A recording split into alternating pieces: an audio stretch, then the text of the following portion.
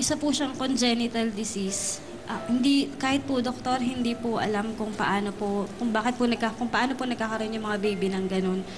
Very rare nga po. Isa lang po. One out of 10,000. 10,000 babies po.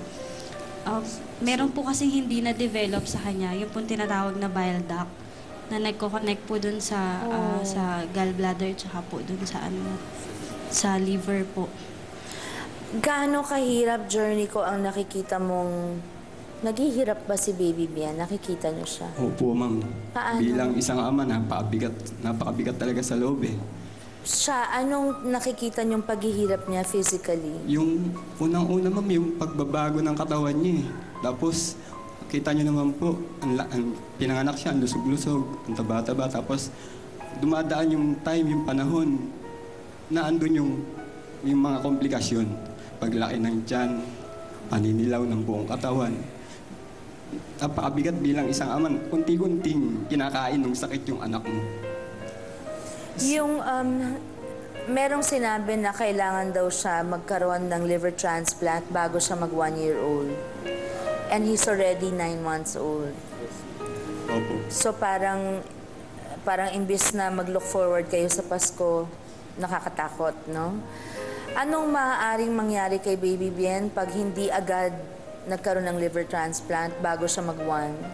Iyon po yung kinatatakutan namin na pwede siyang mamatay, na andun pa yung time na hindi agad uunti-untiin pa siya, na andun pa po yung bleeding. Makikita mo yung bata na lumalaban dun sa sakit niya, na andun pa yung pagbibleed. Kasi ma'am, hindi naman po totally agad mawawala siya eh. Yung mga komplikasyon, yung pong pagbibleed, kasi po yung katawan niya hindi na kaya yung dumi na naiipon sa katawan na hindi na ilalabas. Dahil hindi malabas. Opo. Pagka nagkaroon ba ng liver transplant, guaranteed na mabubuhay siya? Opo. Garantiyado yun? Mabubuhay po. Garantisado? Opo. Yun ang sabi nila? Yes, ma'am. Bakit napili niyo ang Taiwan? Napili din po namin na ipagawa yung operasyon sa Taiwan dahil din po sa 97% na survival rate po nila. Kasi nga, nang nakakatakot dito, napakalaki ng porsyento ng hindi nagsasucceed sa liver transplant.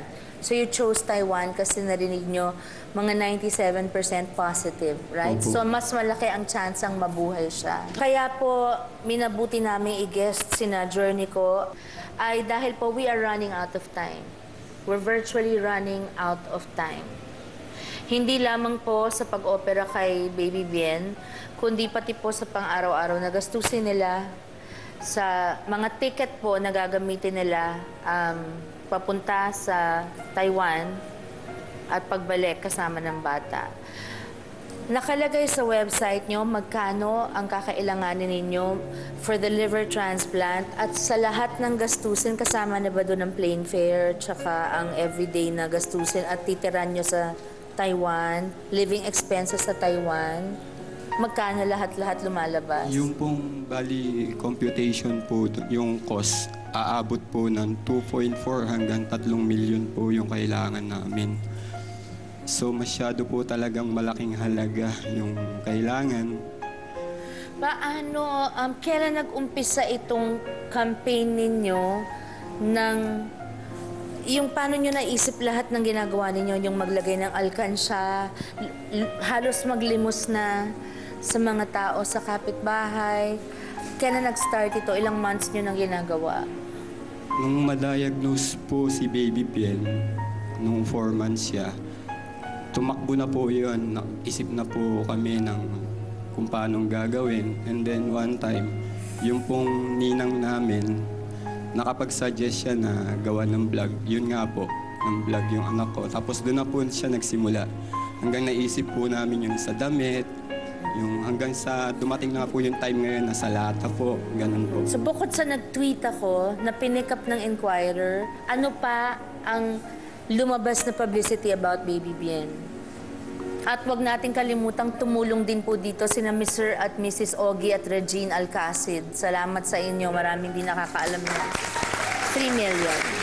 po. Paano nyo ini-expect na matustusan ito sa loob ng 3 buwan na lang na darating? Because ngayon, magkano na ang naipon nyo?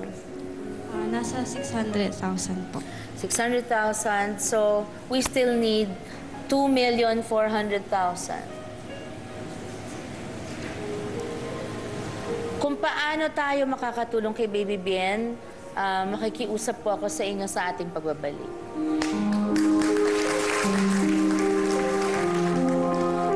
Our big boss here in TV5, my big boss in Smart, my big boss in Signal, Manuel D. Pangilinan, whom we fondly call MVP, has pledged to give you